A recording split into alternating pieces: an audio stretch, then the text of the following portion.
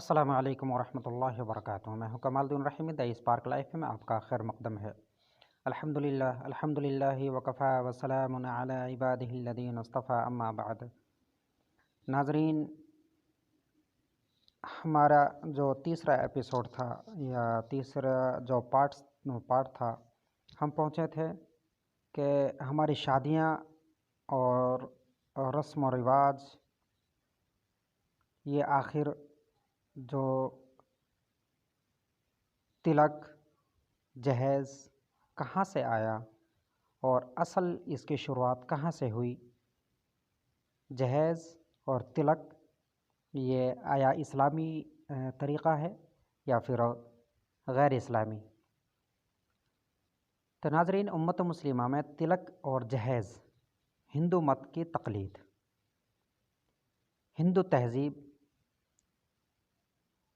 हिंदू तहज़ीब में कहाँ से इसका रिवाज आता है और कहाँ से इसकी शुरुआत होती है और कैसे फिर मुस्लिम माशरे में ये दाखिल होती चली गई। हिंदू कौम में इस रस्म का आगाज़ तो वैदिक दौर से ही हो गया था, मगर पुराणों के दौर में इसको बहुत फ़रोग़ हासिल हुआ। चुनांचे पुराणों में मुतादिद देवी देवताओं की शादियों का तज़किरा किया गया है।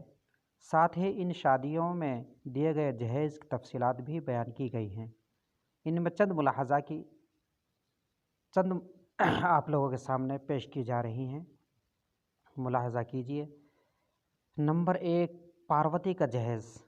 पार्वती, जिसको हिंदू धर्म में बहुत ही इसका सम्मान और एजाज़ इसको दिया जाता है, जो देवी के रूप में इसको माना जाता है।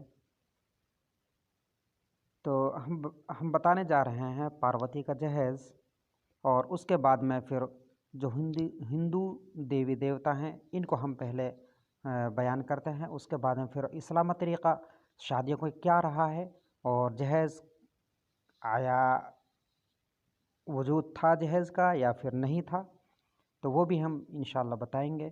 और जहेज़ अगर था तो उसका क्या तरीक़ा था, जहेज़ नहीं था तो उसके भी वजूहात, और तमाम सहाबा किराम का तरीक़ा, अंबिया अलैहिस्सलातु वस्सलाम का जो तरीक़ा रहा है, वो सब इंशाअल्लाह आप लोगों के सामने पेश किया जाएगा। तो हम सबसे पहले बयान करते हैं पार्वती का जहेज़। तुलसीदास ने रामचरितमानस में शिव और पार्वती की शादी का तज़किरा करते हुए इस जहेज़ का भी तज़किरा किया है जो पार्वती के वालिद ने उन्हें दिया था। वो कहते हैं, पार्वती के वालिद ने शिव जी को गुलाम, लौंडिया, घोड़े, रथ, हाथी, गायें, कपड़े और हीरे जवाहरात के अलावा और भी बहुत सी अशिया छकड़ों में भरकर, यानी छकड़े ये बैलगाड़ी होती थी उस ज़माने में, पुराने ज़मानों में, और छकड़ों में भरकर नीज़ गल्ला और सोने के बर्तन दिए। गर्ज पार्वती के वालिद ने शिव जी को इतना जहेज़ का सामान दिया कि वह हद बयान से बाहर है। इसी तरह द्रौपदी का जहेज़। द्रौपदी का नाम तो हिंदुस्तान के अंदर सारे ही हिंदू मुस्लिम सभी ही जानते हैं। तो महाभारत में द्रौपदी और पांडवों की शादी में दिए गए जहेज़ की तफसीलात कुछ इस तरह दी गई है, जिनके मुताबिक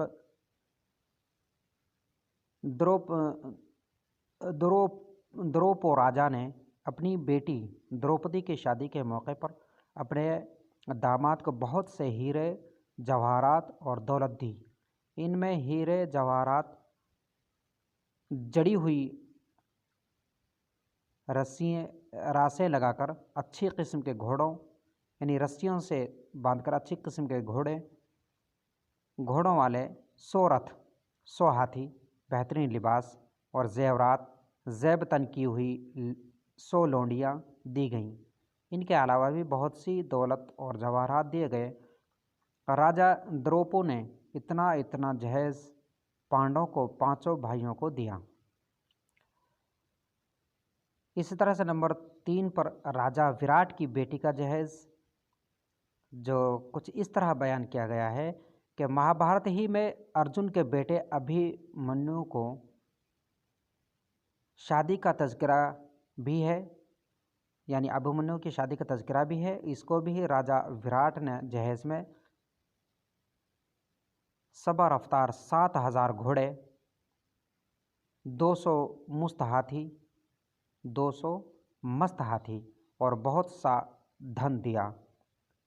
उसने राज, फौज और दौलत के साथ साथ अपने आप को भी दामाद को दे दिया, यानी राजा विराट ने। इस तरह से सुभद्रा का जो जहेज़ है उसका भी इनकी वेदों में बड़ा जिक्र आया है। और जिस तरह से भारत में श्री कृष्ण भगवान की बहन सुभद्रा की शादी का तज़किरा भी आया है, इस सिलसिले में इस जहेज़ का भी तज़किरा है जो श्री कृष्ण भगवान ने अपनी बहन को दिया था। सुनिए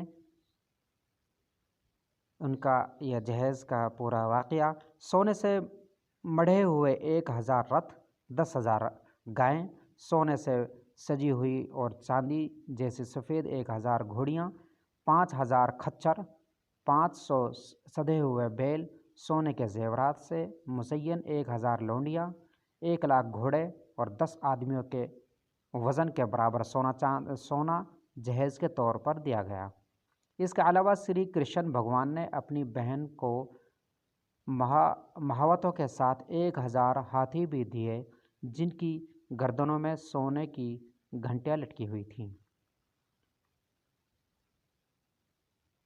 इस तरह से नंबर 5 पर जो सीता का जहेज़ है उसका भी बड़ा दिलचस्प वाक़या है और बड़े बड़े ख़जाने जहेज़ में दिए गए।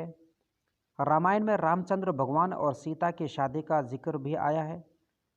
रामायण सीता और रामचंद्र के किस्से कहानियों से भरी हुई है, तो उसमें शादी का भी जिक्र आया है। शादी के जिक्र के साथ साथ उस जहेज़ का तज़किरा भी आया है जो राजा जनक ने उनको दिया था। मुलाज़ा फरमाएं उनका ये दिया हुआ जहेज़।